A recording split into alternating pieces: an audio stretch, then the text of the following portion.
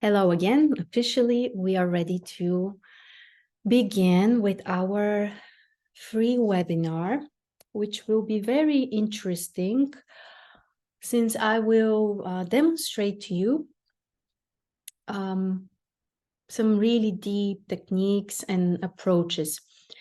The methods which we will use are not strange or rare or untraditional, but the way we will use them will definitely demonstrate something new for you.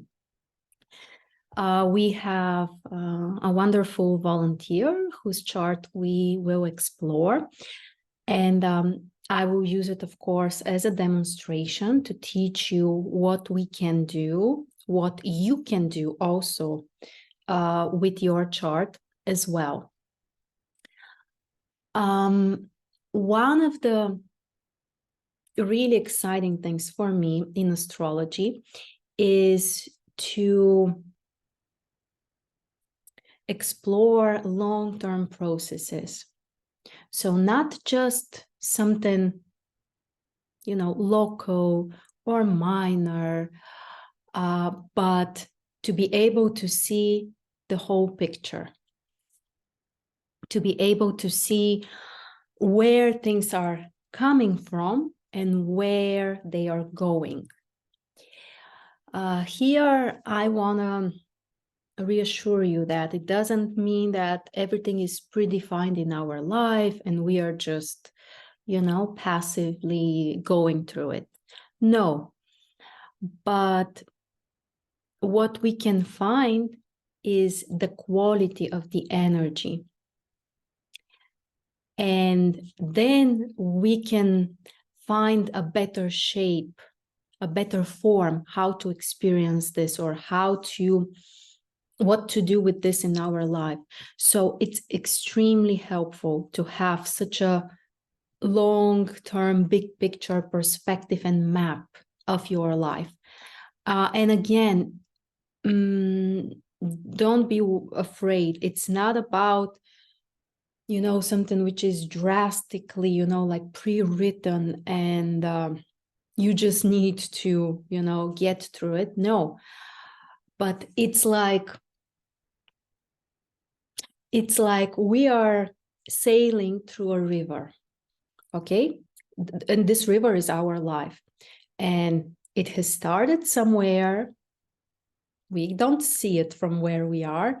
It's also going somewhere. We also don't see from where we are.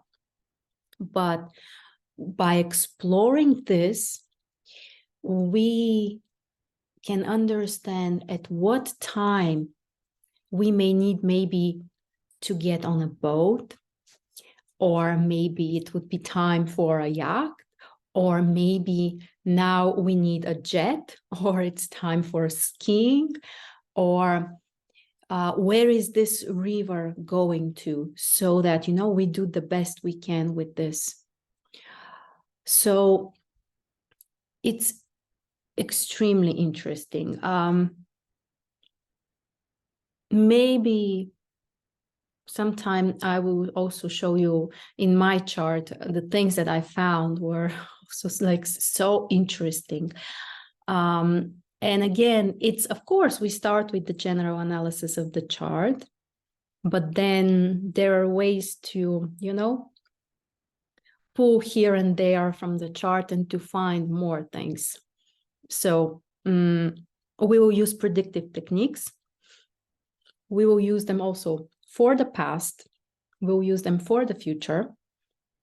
And in this way, it's like you see really the most important tendencies and themes of your life, of your chart, of your experience.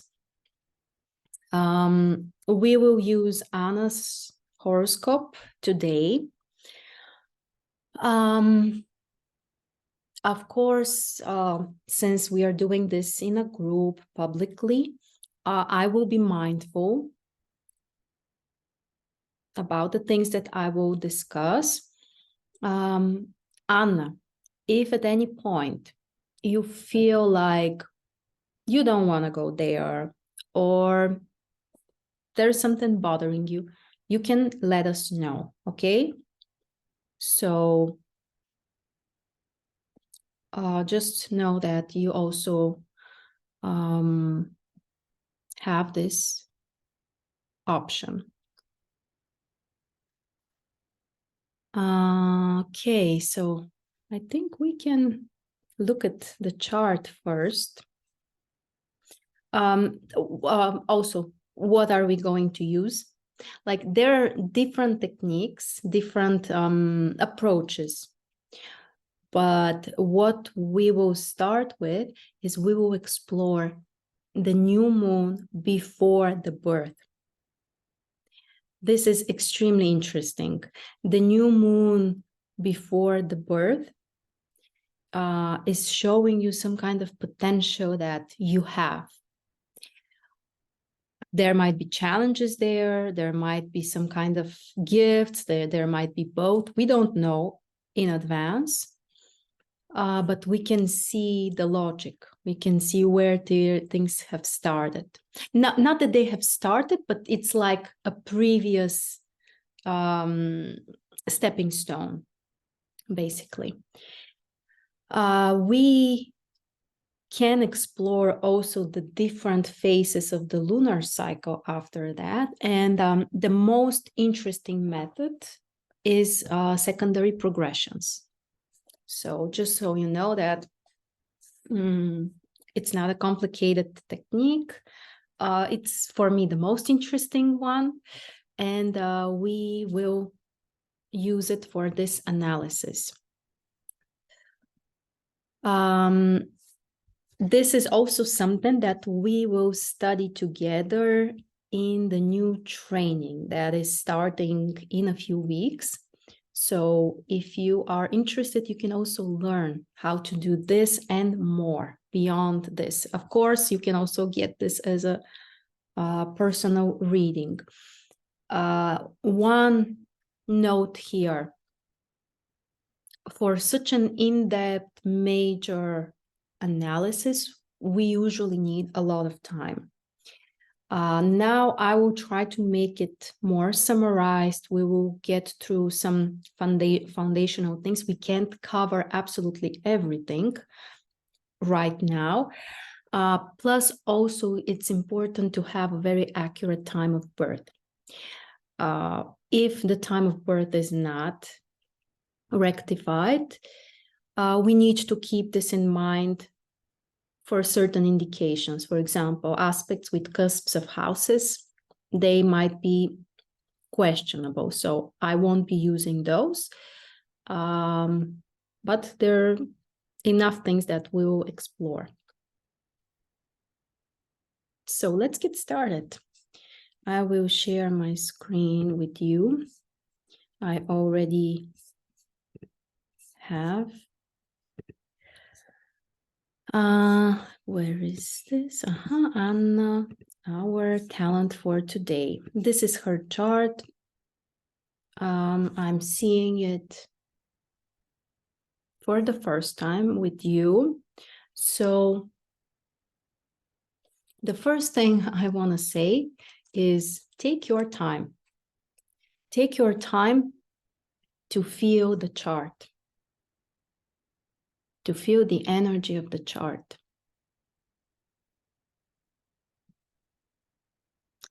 What stands out? What kind of focuses do you see? What kind of themes may come up?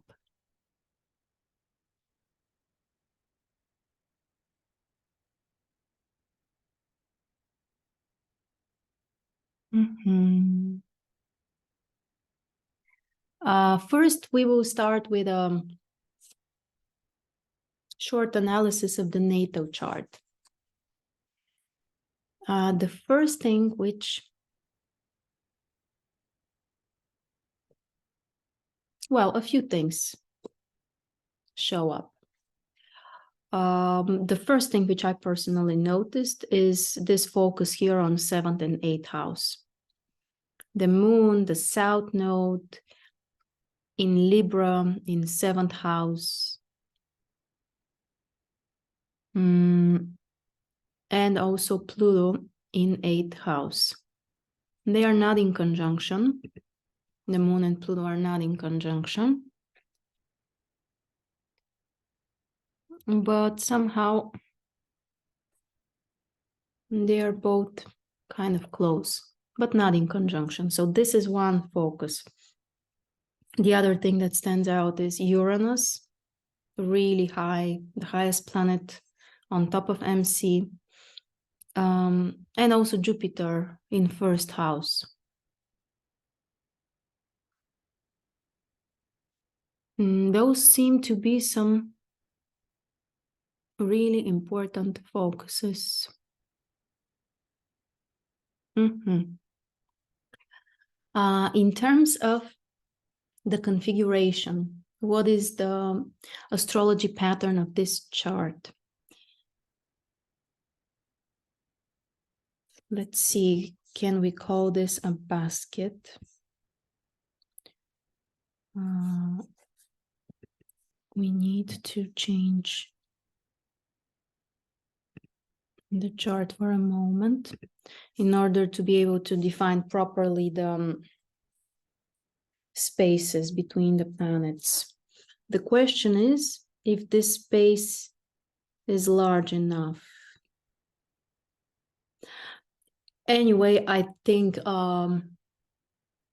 it is. Yes, I would call this basket configuration. Anna's chart is a basket configuration. What does that mean?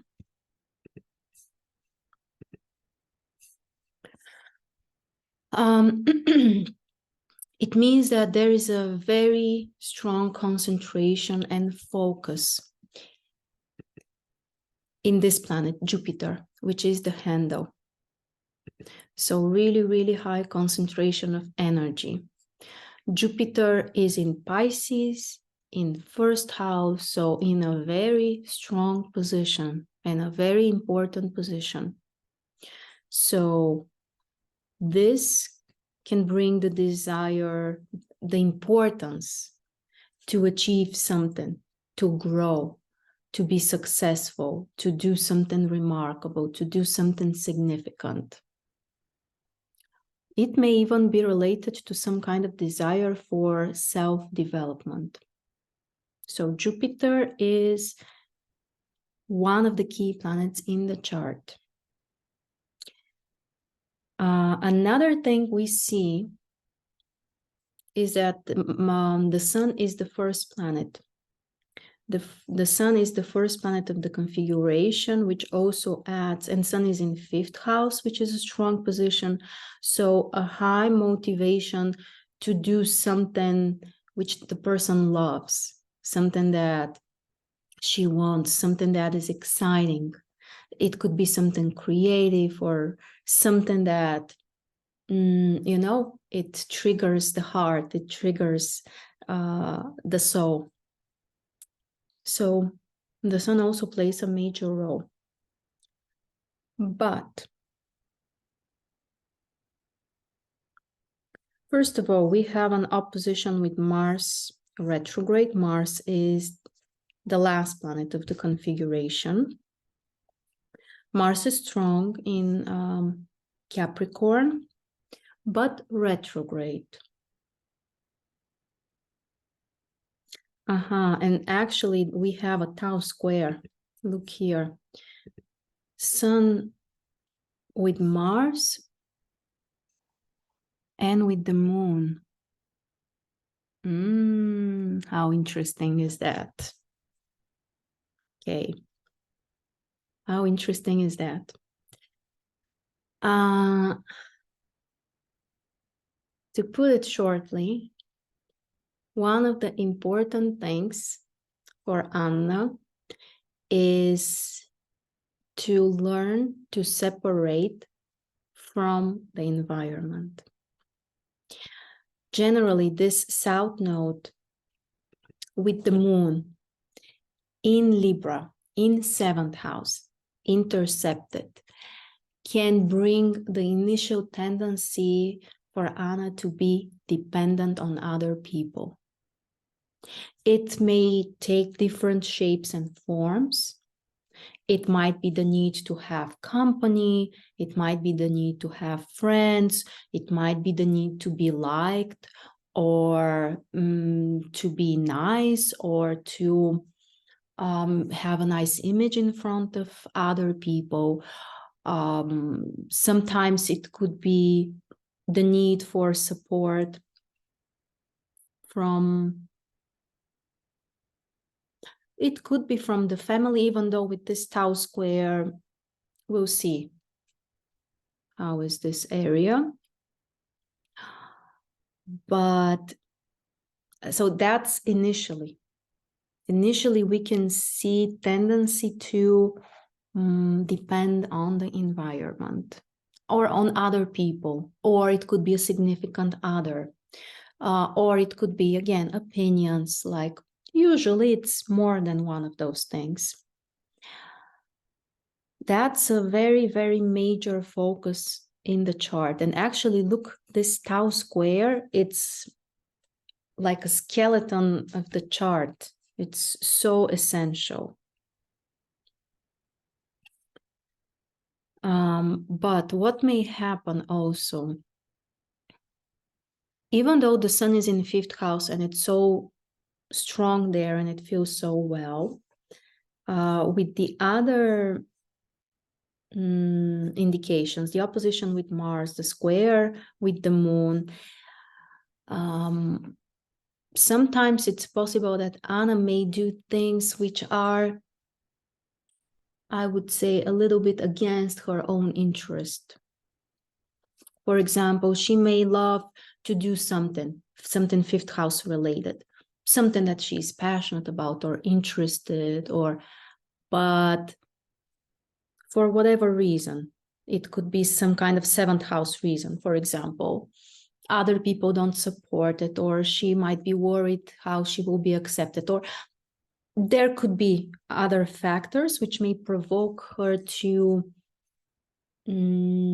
detach from her own desires, to go to 11th house.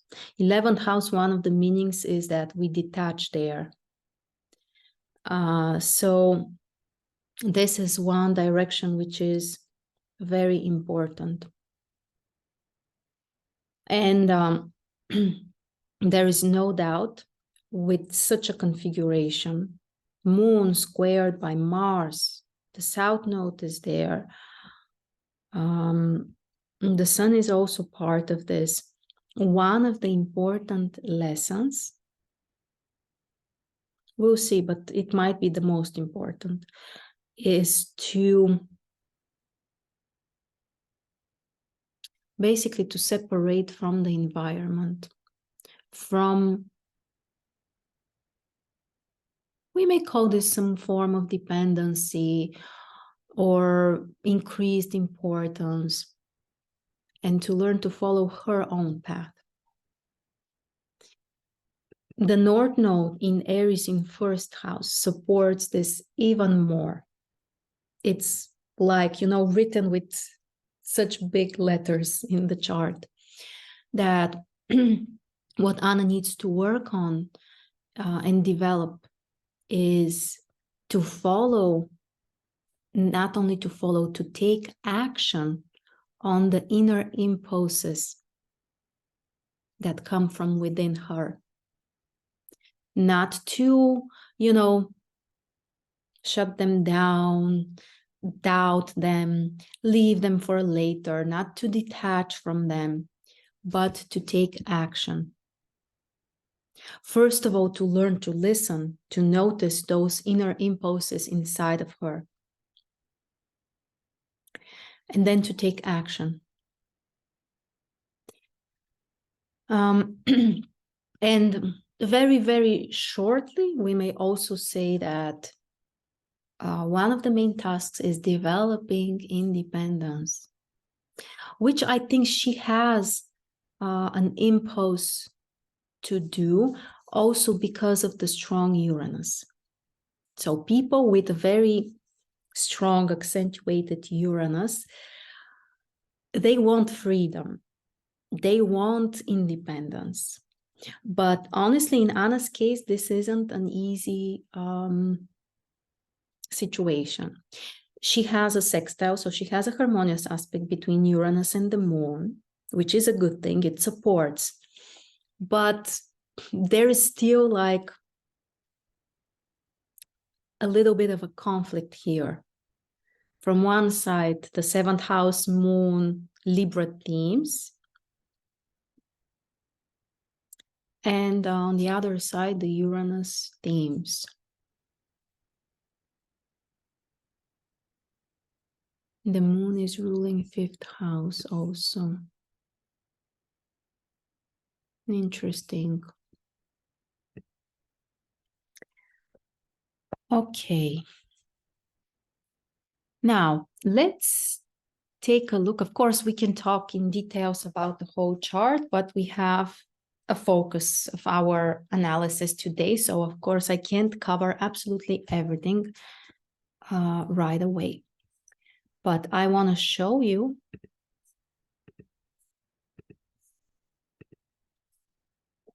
how we can seek for more information here about something from the past that could be also relevant. We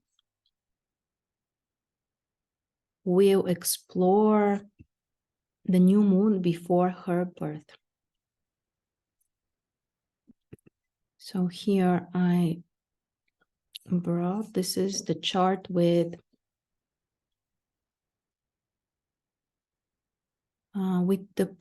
progressions.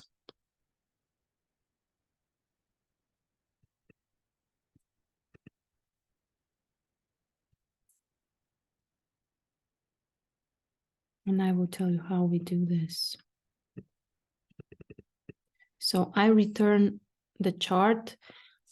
This is the time of the birth, very close. So we need to return the time before the birth of the person when there was a new moon. So we see here is the moon now, here is the sun. So basically she is born exactly on the first square, which is another interesting thing. And it shows that she's in some kind of transitional phase right now in this life. But we want to find first the time of the exact new moon.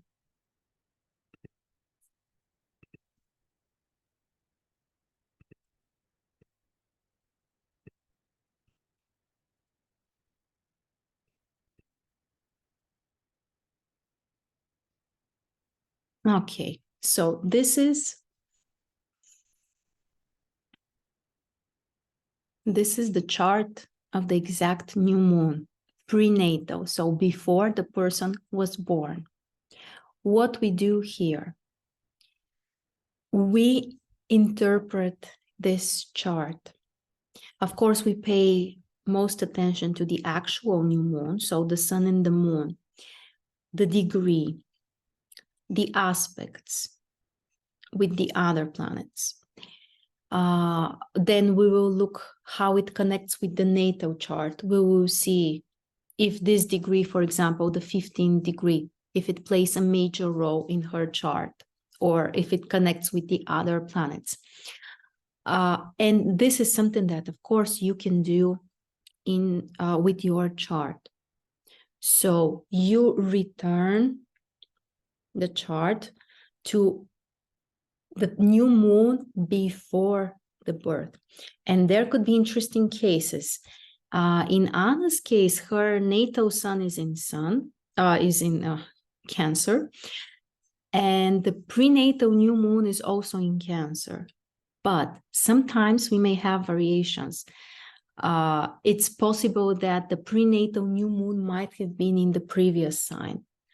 This is a very interesting case as well. So you always need to explore everything that you find. In this case, it's still in the same sign. So there is a strong Cancer potential that is activated here, that she is bringing from the past. Also, one important note here, pay close attention also to minor aspects. Don't neglect the minor aspects. I'm using karmic aspects, creative aspects, and they play a huge role. So don't underestimate them. In this chart, the chart of the prenatal new moon, we find the new moon again in 5th house. So the first thing that comes to my mind is that probably children have played some kind of major role, because the new moon is in 5th house, because it's in Cancer also. So the moon is very strong here.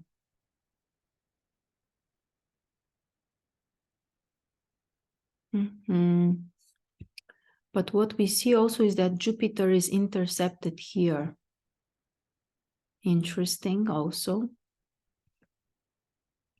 See how Pisces and Virgo are intercepted.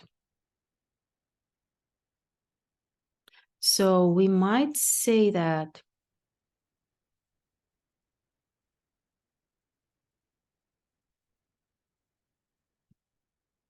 family and children have been a huge priority for her in the past. And because of that, her social realization hasn't been such a major priority. Jupiter is strong in Pisces, in 1st house, but it's intercepted. So it hasn't been fully expressed, explored, developed. It's not that it's undeveloped, it just hasn't been like a major focus. The major focus has been the family and the kids. But not so much the social realization. And probably that's one of the reasons why the North Node is now in 1st house in Aries. So the person now needs, she has focused on, other people, or taking care maybe of others, or, living life together with others. But now in this life, it's more about living her life for herself, first of all, for her success, for her realization, for finding her own path. You see, that's a very interesting focus. In terms of the aspects, we don't have many of those. Mars is a bit far away from an opposition, so I won't consider it. But we have a nonagon with Venus. So the new moon has a nonagon with Venus. Venus is in Leo.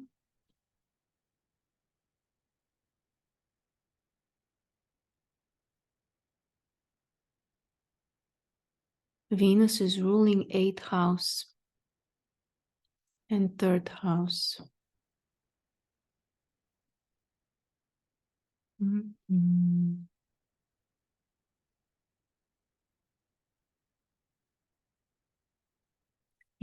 This is some kind of issue related to her own desires. It has been difficult for her to follow her own desires.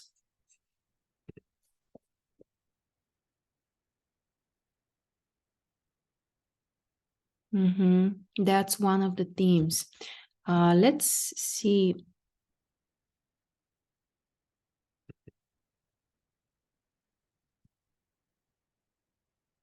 How it looks like in the NATO chart. So those are overlays. Here, the inner circle is showing us her NATO chart.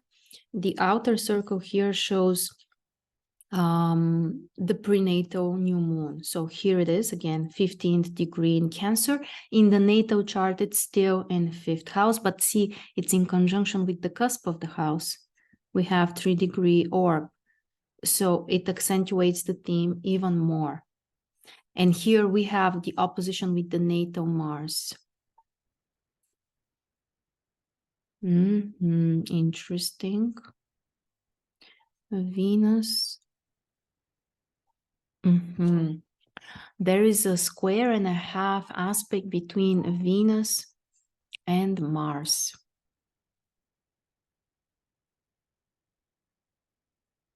You know, I think one of the issues here is that Anna has wanted something, but hasn't followed her own desires, hasn't taken action on this. It's like a little bit getting into the habit. I will find the words right now. Of basically neglecting your own desires. It could be because of other people, because of sacrificing for someone, or because there are other priorities. Like, we don't know the actual circumstances. We only see the principle of how things have been. And Venus in Leo, Venus has been in Leo in the prenatal new moon chart. Venus is Leo, Venus in Leo knows what she wants. She is very passionate, very excited, very pumped about different things. But for whatever reason, those desires have been somehow unfulfilled. And it's interesting that Venus and Mars are the rulers of her nodes. Venus is ruling the south node, Mars is ruling the north node. And you know, this may also be a pattern for wanting something, dreaming about something, but not pursuing it. Maybe it wasn't appropriate, maybe it was forbidden, we don't know. But it might be also something like you know, like a subconscious pattern, to have a desire for something, but to be difficult, you know, to take action or to know what exactly to do or where to go. This is Venus with Mars. Let's see if we have other aspects.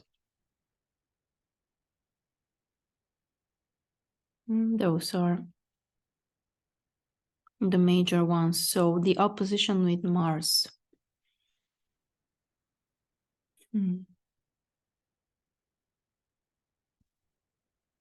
Mars rules the intercepted Aries, the North Node. Mars is retrograde. It rules 8th house as well.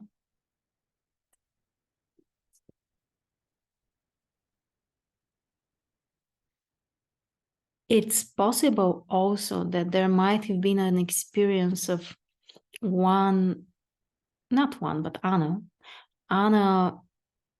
following her desires in some way, but this has led to some kind of crisis or some kind of difficulty or maybe even some kind of loss. And now this is also kind of blocked.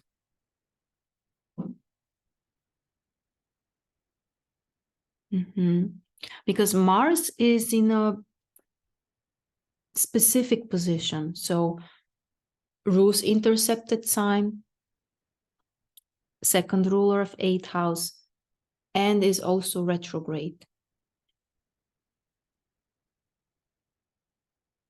So there is something blocked in this Mars.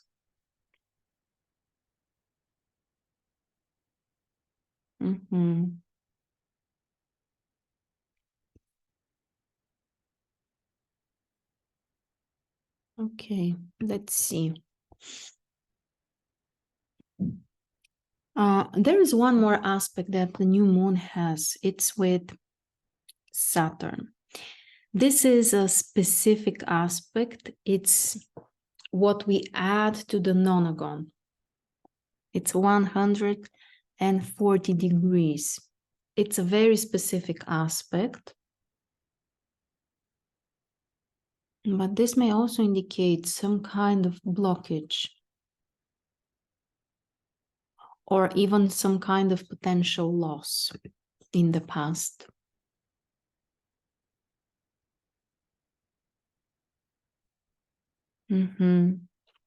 Yes, because also the south node here is in 8th house in this chart. And it's, I would say, close to Pluto.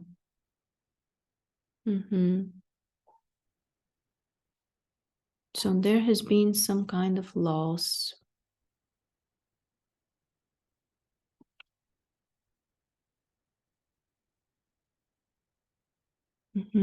Another thing that this combination may show is difficulty with adapting to the material world. It's like the person has this inner connection or sense of, you know, energies or the invisible world, or it could be something spiritual or something mystical. But second house, so practical life, material earth life, can be more problematic, more difficult.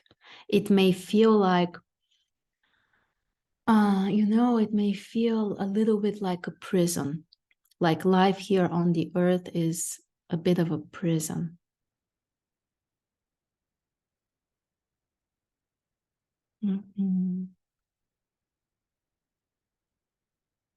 So very, very interesting.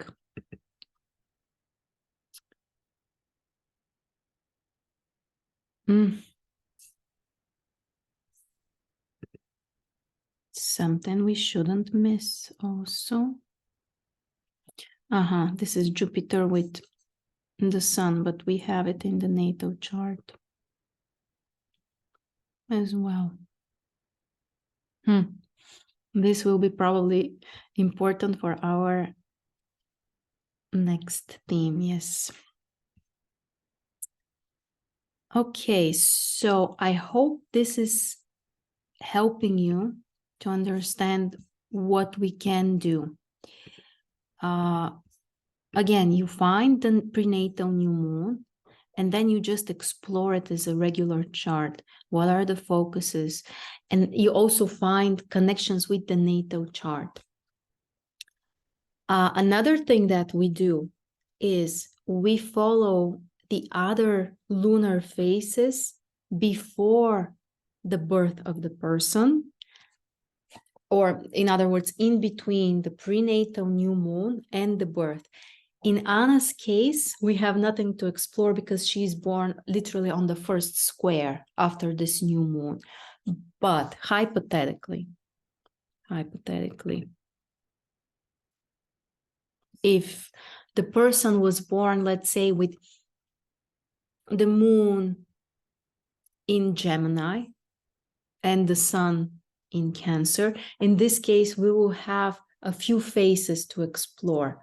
So in another chart, I'm sure that we will get to such a case, but you can explore, and you should explore, the prenatal new moon, but also first square, full moon, second square, if there are any, before the birth.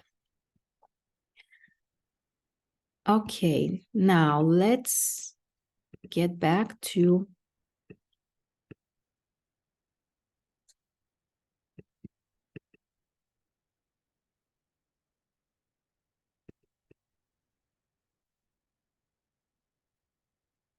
let's continue. Actually, I will show you what we do next. Next, we follow this starting from the birth. We follow all of those lunar phases.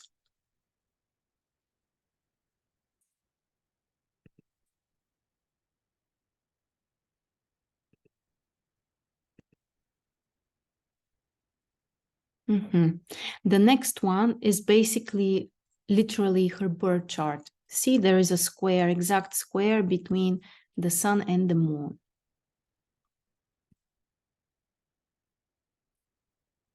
Moon and the sun. So that's the birth chart.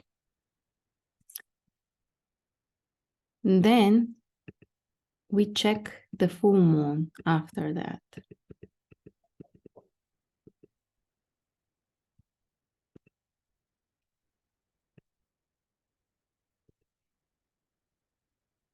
Okay, so around the age of, what is that? 4 plus 3, around the age of 7 approximately. There has been the first full moon. It's in the signs of Cancer and Capricorn. So this might have been some kind of difficulty or change in the environment, or maybe even some kind of loss because the moon is in Capricorn. Uranus has also some kind of tense aspects with the full moon. So there might have been some kind of shift in the social environment. But because of Uranus, it might have been more unexpected, more tense, more unexpected. This is around the age of 7. We check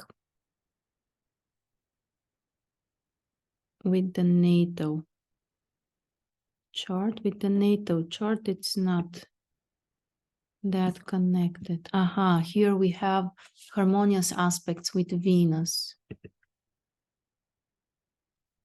So this might have helped.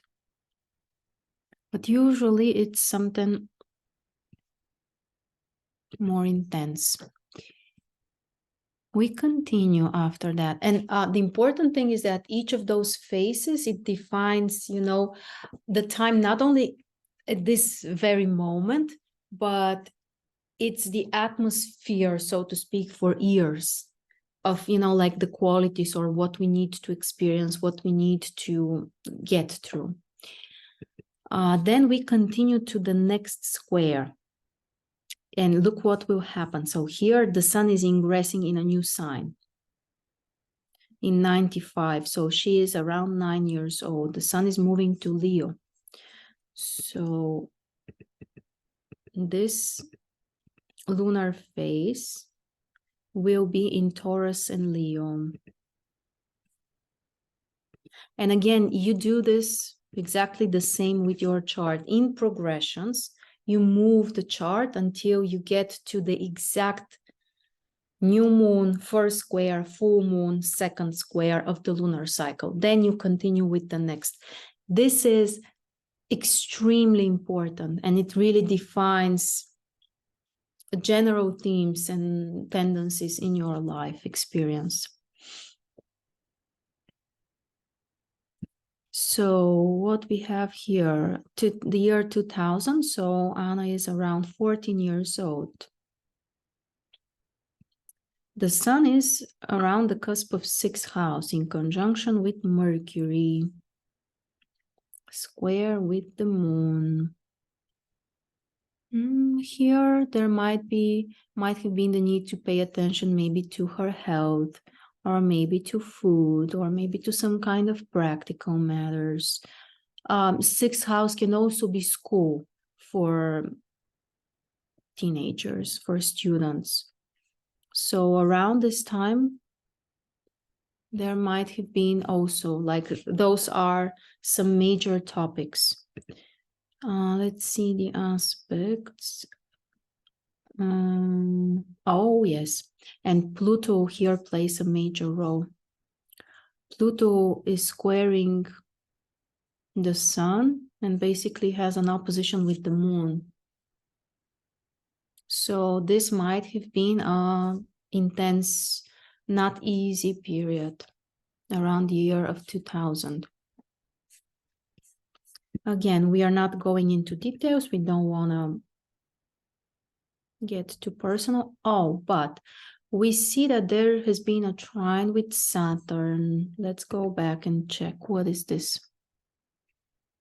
Saturn is in 9th house. So for some kind of educational things, or it might have been related to her philosophy or perspective or some kind of dreams or plans, this might have been also an important period.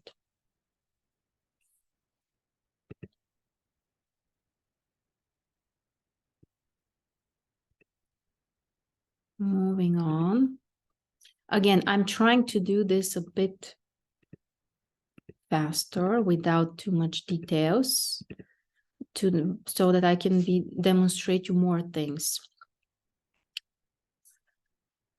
Next important phase, 2008, progressed new moon. New phase, new cycle, new beginning, extremely important. It's in Leo, it's a nice sign. So the previous new moon has been in Cancer, this one is in Leo. So the themes are changing. Now what becomes more important is some kind of self-realization, self-expression, in developing her individuality. We see that Venus also has a minor challenging aspect here with the new moon. So something continues from the past. Remember, in the prenatal new moon, we had an aspect with Venus. There was a nonagon, minor challenging aspect. Here we have semi-square, another minor challenging aspect. So some kind of topic related to desires, love, romantic stuff, the Venus themes, they continue right now, but the root is not here. We saw the root comes from the past. It's not something that is here. So it's some kind of process of learning something that is unfolding.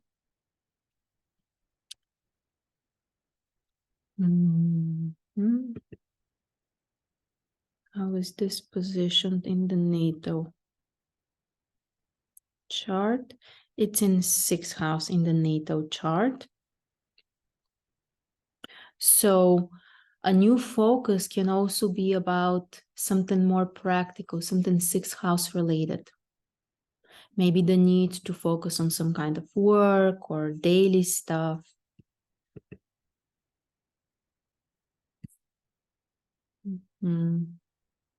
We have an aspect with Jupiter and with Neptune here.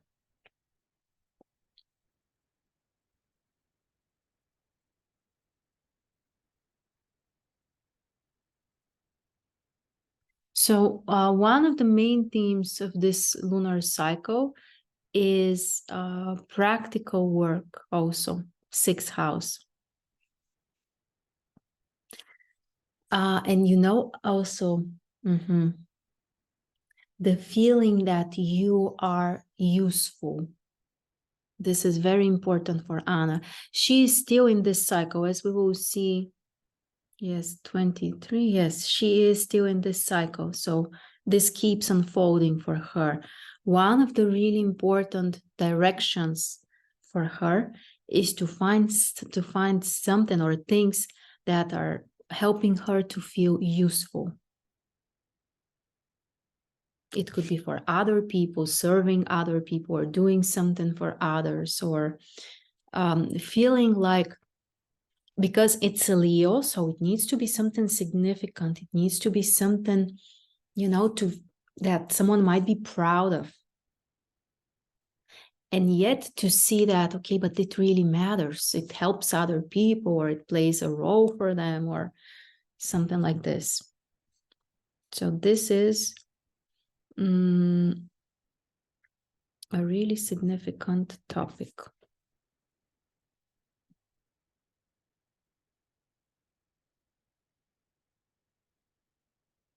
Look where Mars is, exactly on the cusp of 10th house in the progressed chart. So the need to find and recognize her own Mars becomes like a, like a guiding light. Mars is literally on top of MC, so the highest point in the chart. So it's like, screaming, you cannot forget about me. I'm here. You have to do something with me. So self-expression, but also to find this inner willpower, independence also.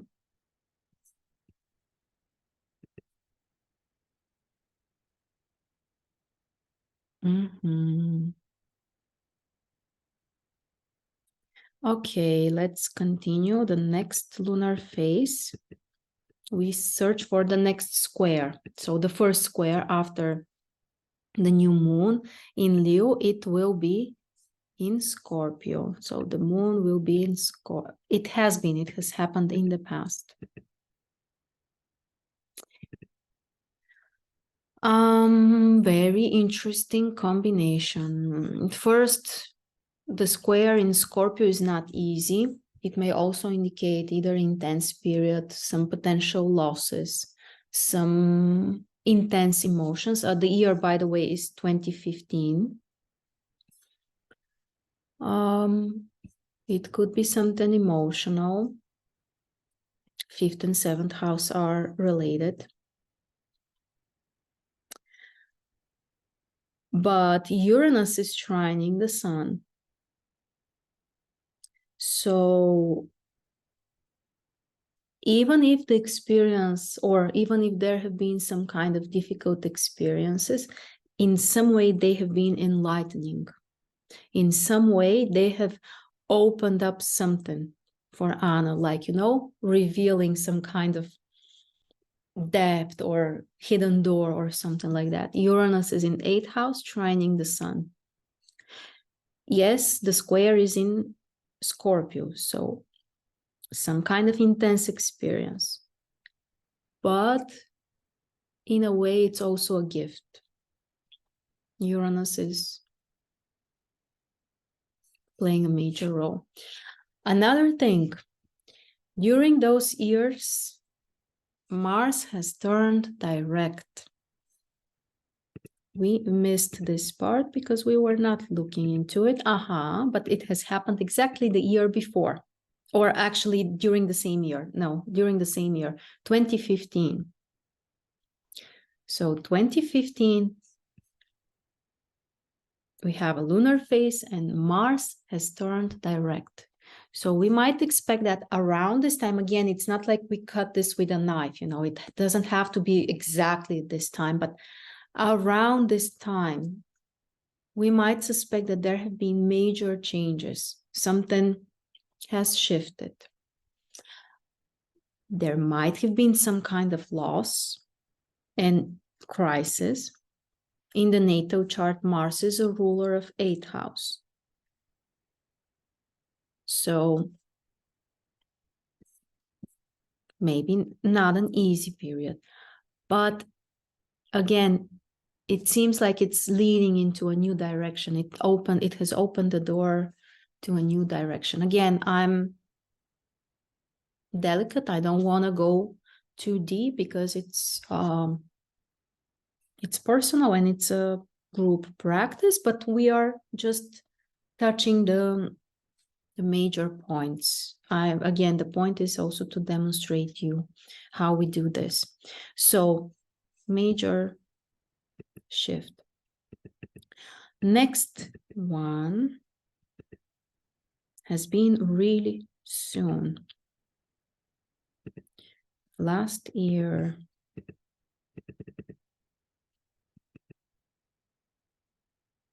Mm-hmm. 2022, there has been a progressed moon in Leo Aquarius, but with challenging aspects with Mars. So from one side, it might have been liberating. From another side, there might have been maybe some kind of conflict with the environment or some kind of issue or something that puts the person in this position of some kind of struggle, some kind of intense work. For me, this is not a bad indication. Yes, the aspects are intense, but remember from the NATO chart, we saw that Mars is a very important planet for Anna. So she needs to develop this. So if there are conflicts, if there are difficulties with the environment, this is also like a gift, like an opportunity for development.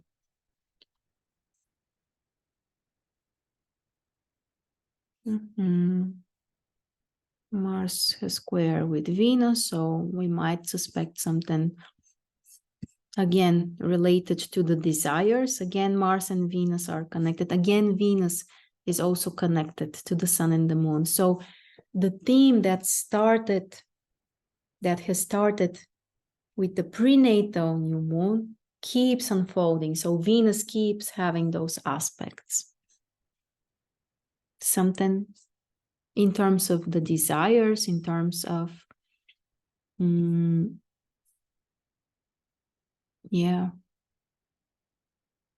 knowing when to take action on your own desires. Let's look into the NATO chart.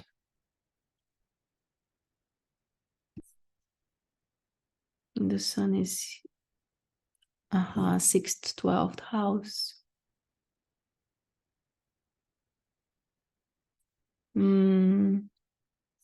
So emotionally, psychologically, this might have been very transformative.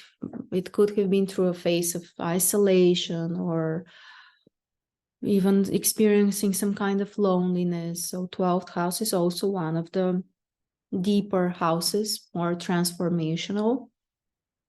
Sometimes it might be related to health.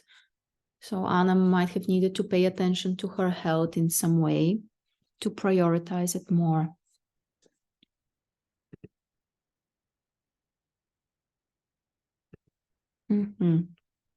So this is what we have until now. Again, I'm really touching the path, so you see how we do it. We can continue.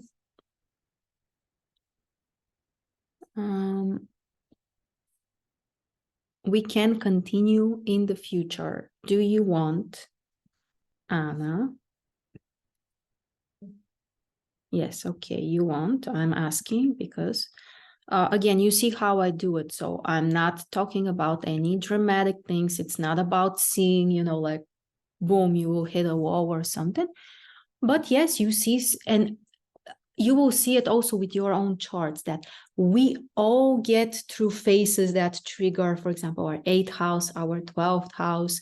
Sometimes it's Scorpio, sometimes it's Capricorn, sometimes it's Pisces. So that's normal. We all get through those more complicated phases sometimes in our lives, and there's nothing scary in that. Let's continue. So here we are not going to, we'll see how much we will go into the future. We will get to the next new moon for sure. So the next phase, the Sun is moving in Virgo. So the next phase will be in Gemini.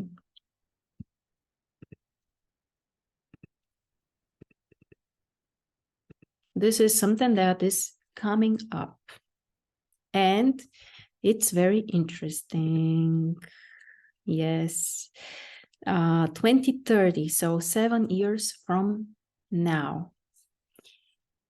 Look at this beautiful aspect. So the Sun will be supported by Neptune. But there will be a square with Saturn. Interesting. Interesting. Where does it fall in the NATO chart? 3rd and 6th house. The sun will be on top of Venus.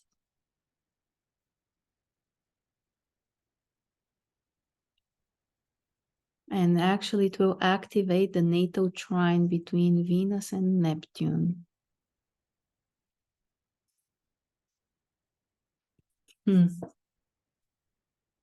This is a very mixed situation and picture.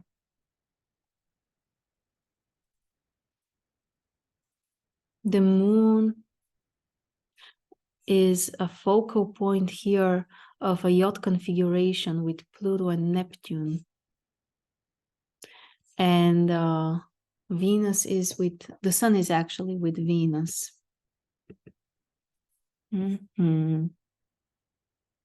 So Anna will have an interesting task to combine, not to combine, to balance the practical and the emotional, or the rational and the emotional.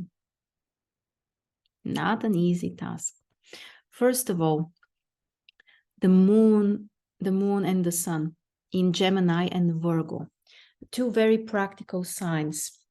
So one of the major focuses is to learn to pay attention to details, to organize things, to analyze properly, to pay attention to the right details, to maybe put them into the right scheme, the right order. This will be like a long-term major theme for her. So practical thinking, organizing, noticing the details. Again, it may still be related to the being useful, doing, practical, concrete things. This is what you should look up for next, Anna.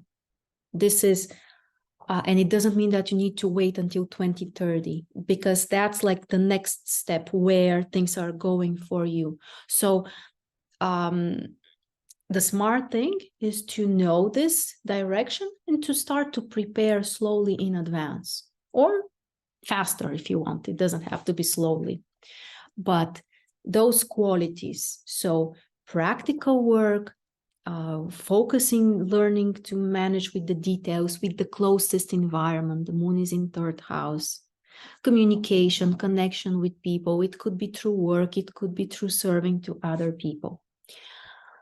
But in this case, we see that there are also many aspects. So it's not just the sun and the moon on their own. From one side, there are challenging aspects with Saturn. So Saturn squares the sun, makes opposition with the moon. So higher need for practicality, for responsibility, following the rules. This is extremely important. Also with the sun, progressed sun in Virgo. It will be very important for you, and it will bring you a very strong sense of inner security when you know that you are doing the right thing, that you have done your job properly, you have followed, for example, the law, the instructions, the order, whatever it is. With Saturn, this is extremely important. If you try to cut edges here and there, to close your eyes for something, to do things a little bit more flexible, you will have some harsh lessons to learn. So you better know in advance that this is not the time to cut edges. This is the time to, follow the book, follow, to do it in a way that your consciousness will always be clean. Then Saturn will not bring you problems. So this is one side of the coin. On the other side, we have the trine with Neptune. Saturn and Neptune are like two antipodes, two really different energies. So Saturn is harsh with you, Neptune is helpful. Neptune is softer, more supportive. Neptune is the ruler of your ascendant, which is also very important.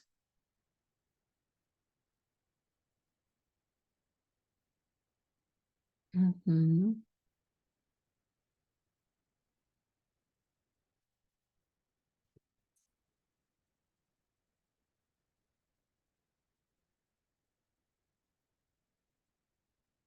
Aha. This is about something related to your work. And it's more in the area of helping other people, serving other people, or doing something in a way for others.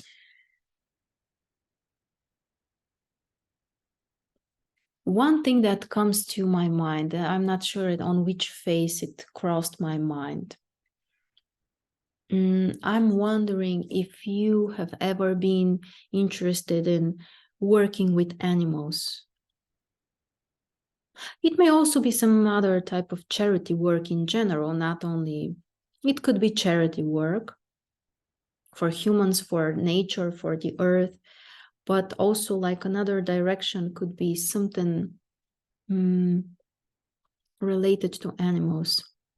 With your Venus in Virgo in 6th house, I think this would be absolutely amazing for you. And with the trine with Neptune,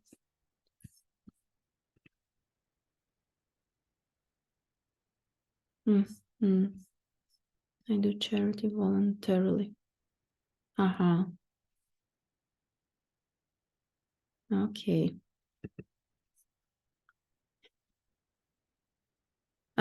Of course, here, this can also be related to romantic stuff and the personal life theme, Venus and Neptune. This is also a major focus from this phase.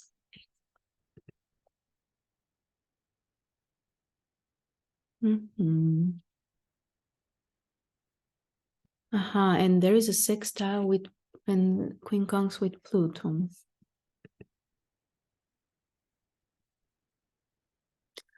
Studying will be also extremely important.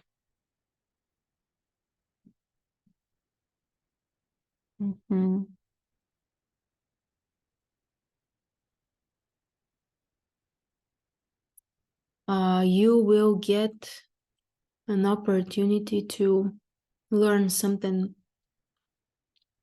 deeper. It's like also like a door that is opened for you with Pluto in 8th house. So yeah, very interesting.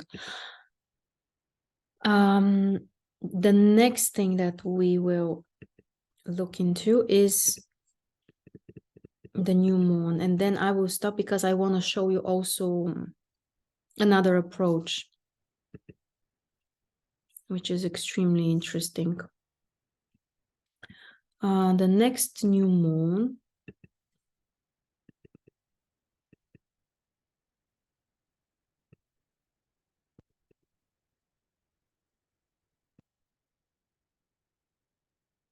(2037). It's in Virgo. Again, there is a semi-square with Venus. But this time progressed Venus is in Libra. Of course, you can also explore when Venus will be in conjunction with the South Node. Also an interesting topic.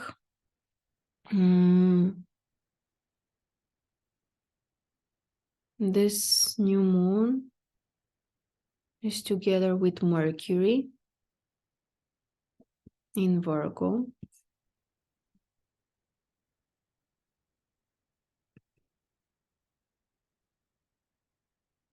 And in the NATO chart, it's on the cusp of 7th house. So here we have more focus now on communication with other people.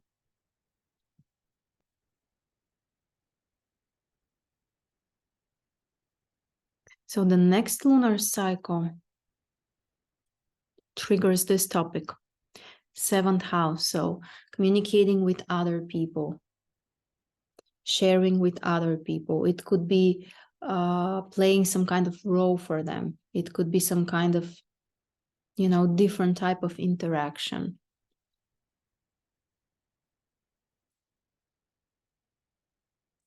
And also pay attention. A very, very interesting thing. In this case, this future new moon will be in a trine with Mars. So remember, from the NATO chart, and actually the prenatal new moon was in opposition with Mars. Remember, we saw this already. The upcoming, so the one in 2037, will have a trine with Mars. So this is how you see the long-term development. So initially, there is a problematic Mars theme. Anna is coming with this, related to her willpower, maybe ability to defend herself or to follow her own desires or to take action, or there might be many nuances here. Of course, I can't mention everything right now, but initially it's a problematic Mars theme. But the flow is developing in such a way that she will have, it's like the possibility to balance this thing, because there will be a trine. So there is a really high possibility that this conflict with Mars will turn into ability to use the Mars energy. You see how interesting is that? So that's how you make those connections. So you notice which were the themes in the prenatal new moon. If there are other phases, you can explore also. And then you follow what happens. So we see Venus overall keeps having some issues. So there is something that needs to be balanced, something that might be frustrating. So the Venus topics are up and down. Well, basically, they are kind of the same. For now, we don't know. So in the future phases and new moons, we may also see a development there as well. But from what we see for the next new moon, we see that the Mars theme is shifting drastically. So first of all, we can encourage Anna to really pay attention and to give her best to develop this Mars, because there will be benefits. It's not like, oh, you will just hit the wall and hit it and hit it. And of course, I'm not saying that it will be just, like a walk in the park. It never is. But there is a path to unfold this, to develop this. So this is extremely interesting. And again, because the new moon is on the cusp of 7th house, all of this will happen through the communication with other people. It could be a significant other, it could be others in general, it could be, if she is consulting, it could be through her clients or some kind of audience, like the different manifestations of 7th house. Again, what we do is we explore the quality of the energy. The forms and shapes might be different. It would depend on what she will do, of course. But there is a significant shift. This is a good place to stop with the new moons. But obviously, you can do this in the future for your chart. It's extremely interesting, in my opinion. Now, I want to show you, we are switching to something very different. Not new moons, but something that most likely will be new for you. How we can find such themes which are like lifelong themes, or at least even if they are not lifelong, they affect us for a long time. Again, we use progressions. I will return to the NATO chart, to the time of birth.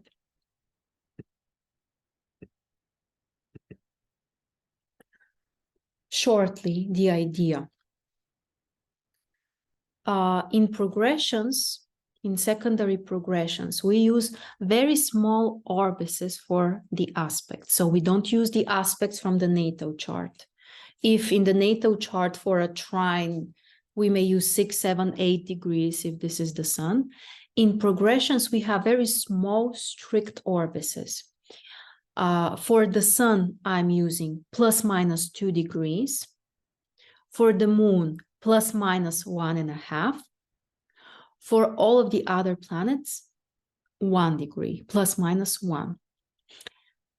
But if the aspect is minor, for all of the planets, including the sun and the moon, we use 1 degree, plus minus 1.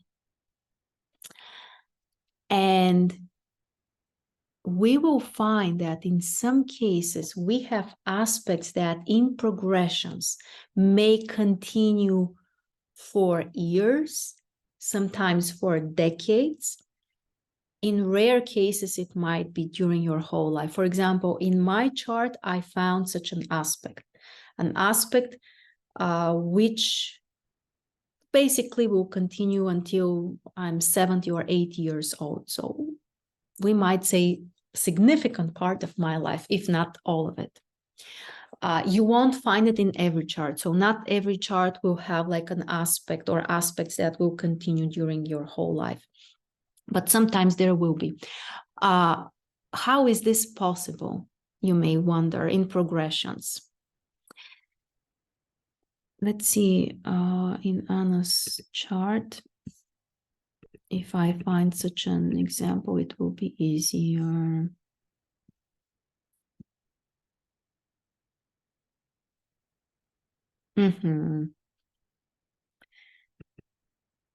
Those are aspects that are coming from the outer planets. They are the ones that may last so long. So Pluto, Neptune, and Uranus, if they have an aspect, but here you see in the NATO chart, the orbits should be very close, and Anna has such aspects. First of all, look at Pluto, like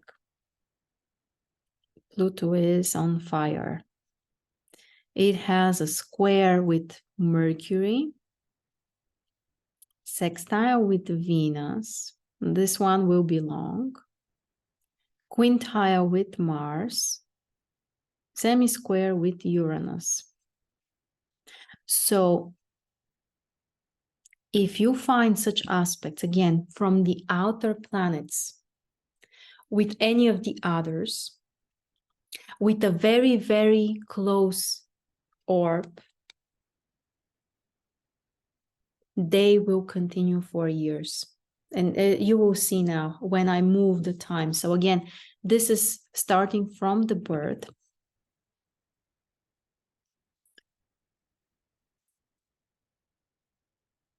Let me show you. I want to make sure that the logic is clear. Why is this happening? I will demonstrate in the NATO chart. So Venus and Neptune. Venus and Neptune in Anna's chart have a trine. Okay, and the orbis is 19 minutes from the degree.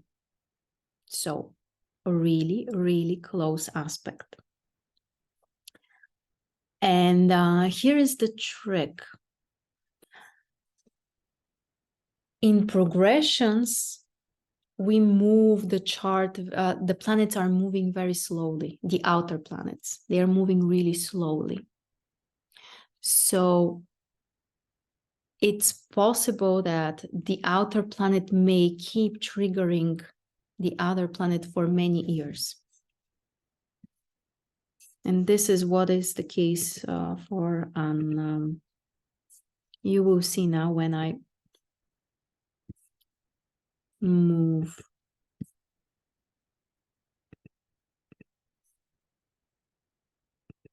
So I'm changing now. The step is 1 year. So this is for the 2nd year. Same picture. 3rd, 4th. A new Neptune aspect, but the others remain the same. Next, next, next. So look how steady this situation is here. Nothing changes. Or even if it changes, it will be one of those will go away. But it's not like, oh, it's a whole new picture every year. No, the trends remain the same for years. If you get this and if you apply it in your chart, you will find the really, really important aspects in your chart. So from Anna's chart, again, we'll see, but this Neptune, Venus is extremely important because it's also a major one. And Pluto with Mercury also will be for a very long time. So let's keep changing 1 year at a time and you will see how long it will be. Next year, next year, next year, nothing changes. Next year, next, next. So we are at 22, the year of 22. It's all the same. We keep here what happens in 22, 23, Pluto with Venus sextile is going away. So we may say that, not we may say, this is how it is. From her birth until the age of, what is that? 17 or something, until the year of 2003, Pluto has had this sextile with Venus. So it could be emotional experiences, some kind of intensity, but Saturn is also squaring Venus. So Venus has been put into a specific situation with both Pluto and Saturn triggering her. But here, Pluto squaring Mercury remains the same. Neptune trining Venus, also the same. We keep changing year after year. We are at 2010. Again, see, it remains the same.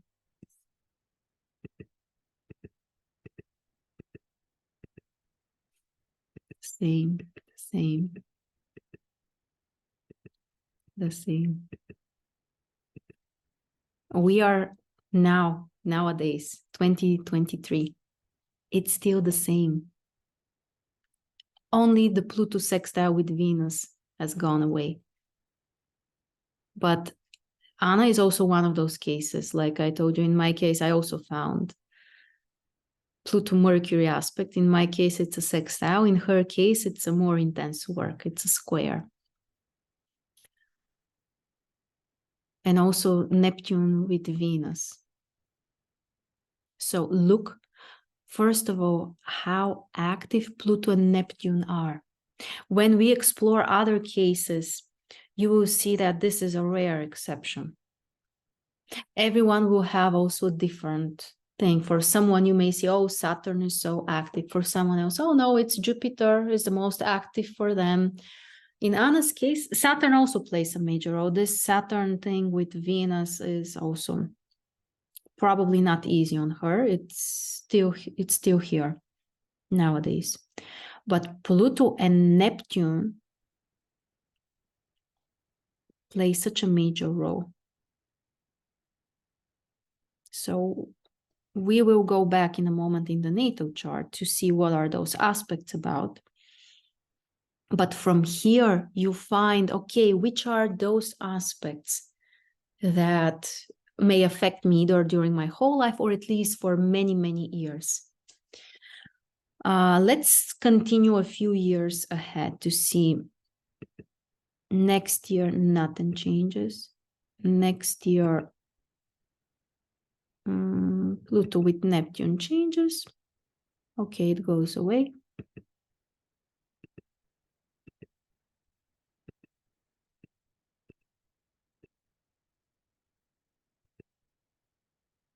And 32, this semi-square between Pluto and Uranus will go away. Okay, some kind of stress may go away with this as well.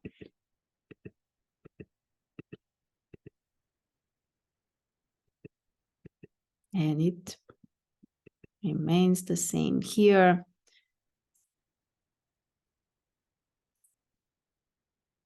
In 2040, Pluto with Mars will go away. So Pluto with Mercury is still here. And it will be there for you during your whole life, dear Anna. Congratulations on that. But overall, we see that the Pluto intensity decreases a little bit. So in the following years, Pluto and Neptune play a major role, but Neptune keeps having the same intensity. Pluto decreases a bit. But Neptune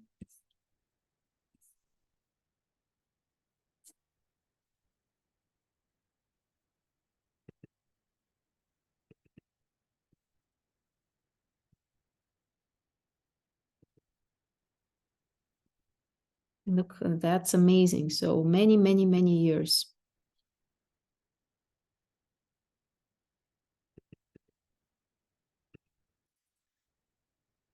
What is the conclusion? Of course, we can dive deep into each of those aspects, like what do they mean?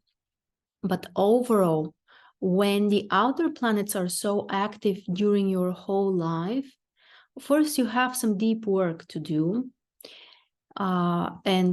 This Pluto-Mercury aspect, let's explore it.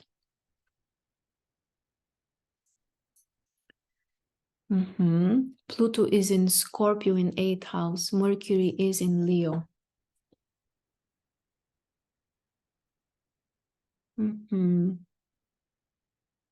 First of all,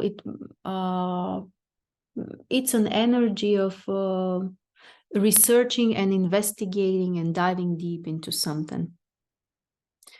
It could be science work, it could be spiritual work, but one of the most important things is this deep exploration.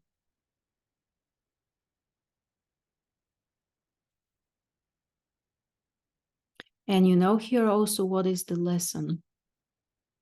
Because Pluto is in 8th house, the South Node is kind of close to 8th house.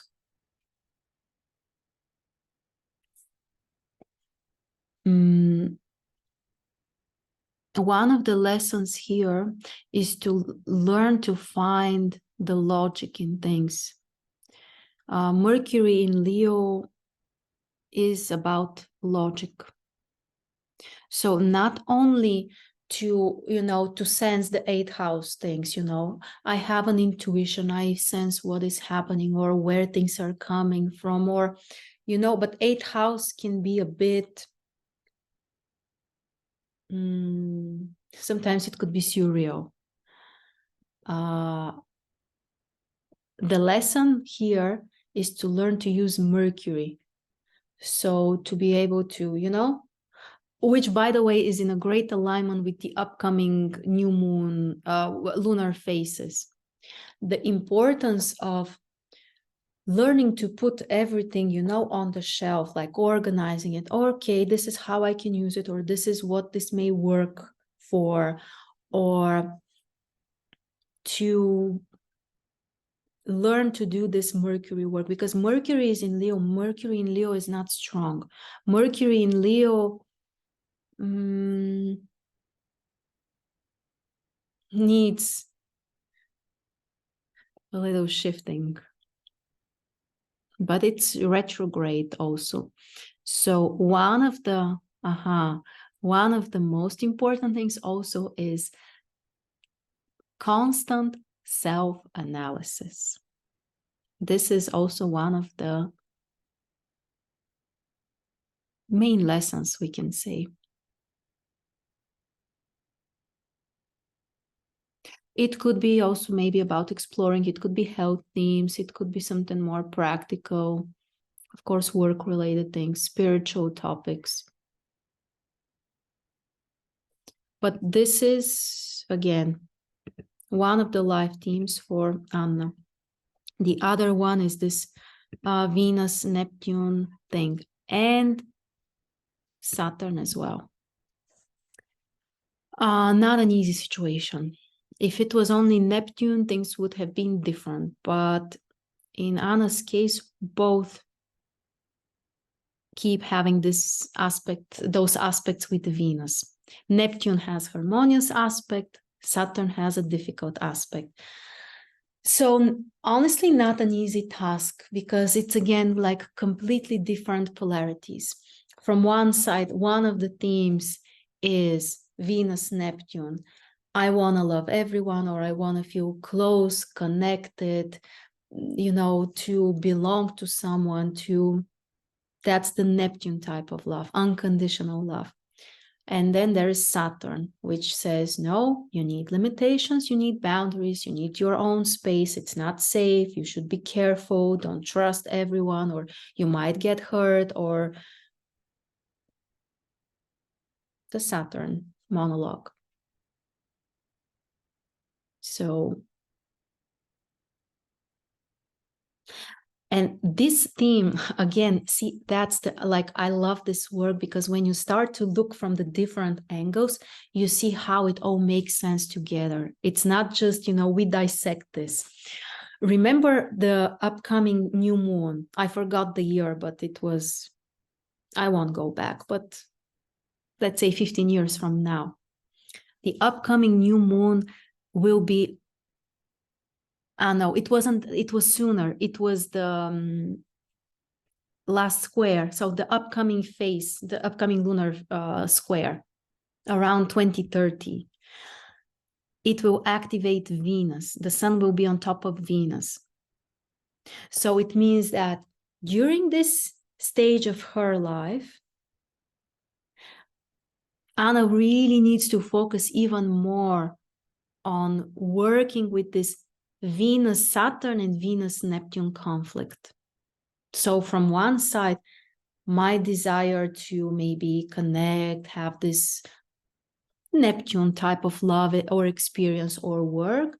And on the other side, how to learn to handle with my own fears, with, you know, my own doubts.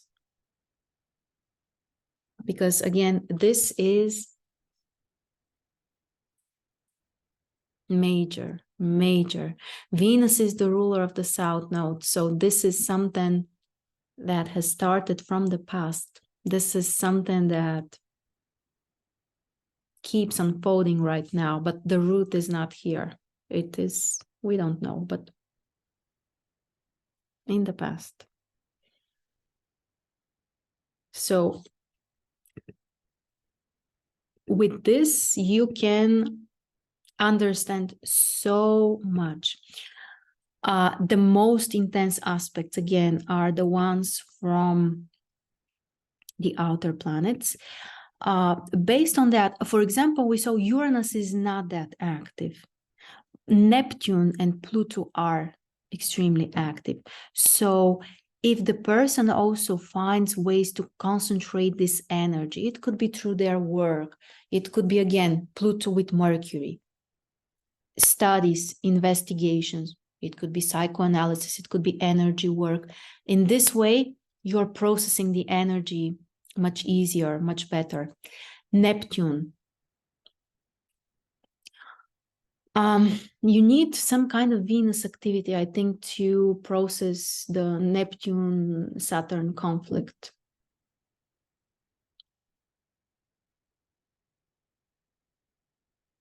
Either some kind of creative work, or what was in the NATO? Venus is in Virgo. You need to do something to help with this conflict, to basically help your Venus. Something creative that you do with your hands that has some kind of form. I forgot how you call those when you are, it's not sewing, but it's like, you know, they are like models and you are, I forgot the word anyway. But it doesn't need to be this, but something beautiful that you do with your hands, because it would help both for Saturn and Neptune. Or if you can find a way to use it in your work also. But those are like life themes in the chart.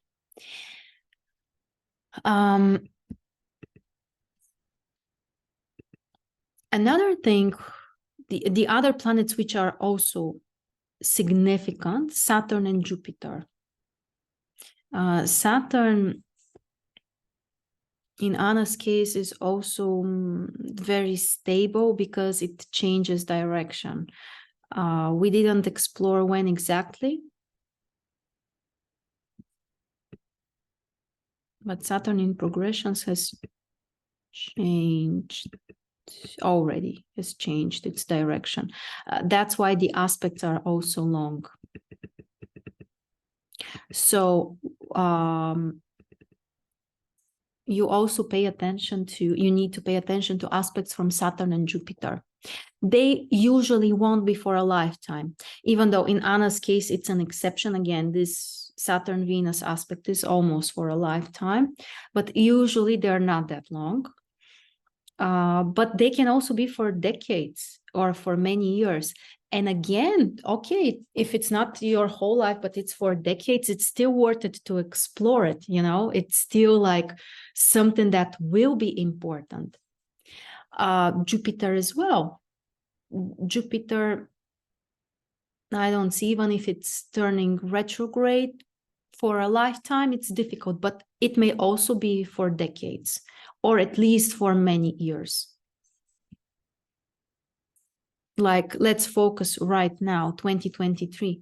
Jupiter is trining her sun. So that's a nice thing. There is a semi-square, a square and a half with Mercury. So maybe there are some issues with prioritizing things or knowing, you know, what is like the hierarchy of importance when it comes to goals or interests or something. But this is also something to look into. So first the outer planets, and you see, for example, maybe there isn't anything that significant, or maybe you will see, oh, Pluto is like on and off during your whole life, or in Anna's case, Pluto and Neptune. Uranus is not that significant. For example, Uranus doesn't stand out, even though it's on MC. So I'm not saying that it doesn't play a major role in her life, but it's not as a life team with the other planets. But Neptune and Pluto, and you can again here explore with Jupiter, with Saturn, all of that. So outer planets and Saturn and Jupiter.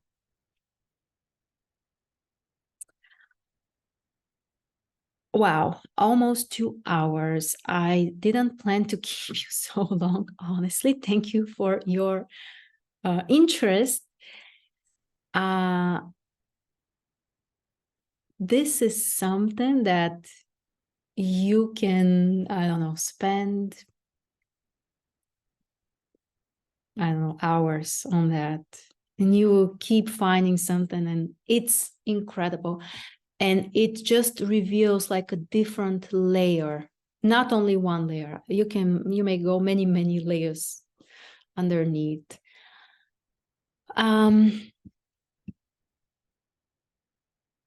So yes, if you want to do this, please experiment with your chart. And this is also something that we will study together. There are two new courses which will start in a few weeks. So in October, if you are interested, I will send information later. And of course, as I told you, we can have more analysis like this, but I wanted to give you a demonstration and ideas how you can do it also in your chart. It's already dark here. Do you have any questions? First, of course, Anna, our talent. Does that make any sense for you? Did you find something interesting? Do you want to share anything with us? And I will turn the lights on. Enough with the darkness.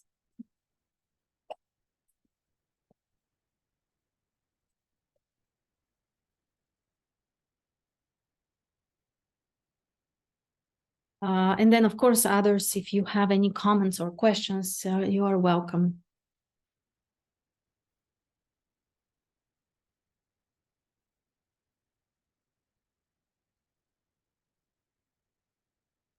At what age can I expect dispositor of Venus to start? I don't understand what you mean. What do you mean by dispositor of Venus to start?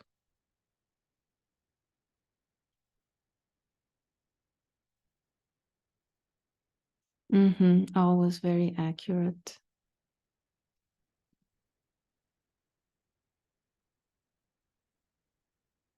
I was born under a full moon, so I will have 2 phases to explore.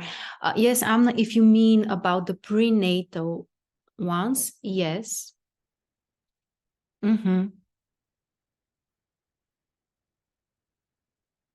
What if prenatal new moon was a total solar eclipse? What if? Yes, that's a good question. It's more specific, more intense, more interesting, more important. Might be more difficult, more fated, we may say. So you need to pay close attention to everything that happens or you can find in the chart. But it is an indication for something which is more intense as an experience. So it depends if there are some difficult aspects. It might indicate some kind of serious loss in the past. Like, honestly, you need to explore each case individually. What I can say as a general answer is that it is much more important, plays a major role, indicates something drastic, or not drastic, but very important as an experience. But what exactly, the chart will show you.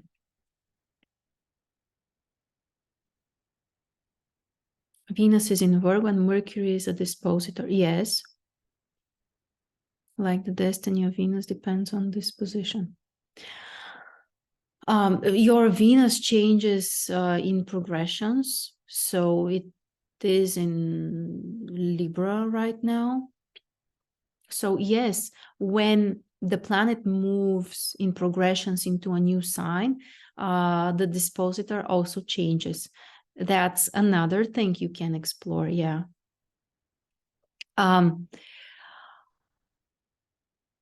This is just part of what you can do with this analysis and this study, because we need to pay attention also to, we notice some of those, for example, when planets are changing direction, like Mars was changing directions, Saturn has changed direction. We didn't notice when, but Jupiter has also changed direction, or it was in before. Anyway, it also happens at certain points. So also pay attention to that. Ingressions of planets. When this happens, what is the status of the new dispositor? You may explore this ingressions of cusps of houses. Like, there is so much you can find, and it's all really interesting. Can we find out if one planet is malefic? Because I feel like Jupiter gives me bad results during its transit. It is possible sometimes. if Jupiter is in a very difficult, challenging position in the NATO chart.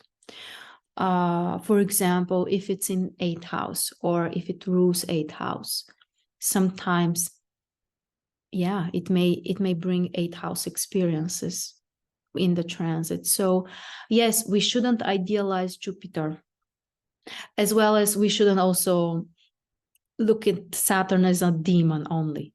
Like, everything depends on the chart.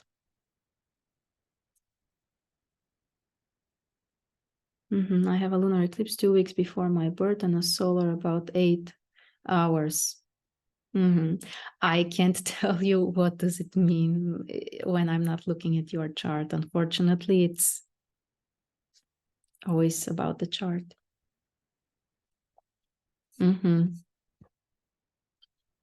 Okay, dear friends, thank you for your time. Try to explore this on your own, and we will continue with this work. I will make another meeting like this. We will practice. Maybe we will try to keep it a little bit shorter, because I know it's long, but it's so interesting and I just get carried away. What can you do? Astrology and the stars. So many hugs to all of you. And I will see you another time. Goodbye.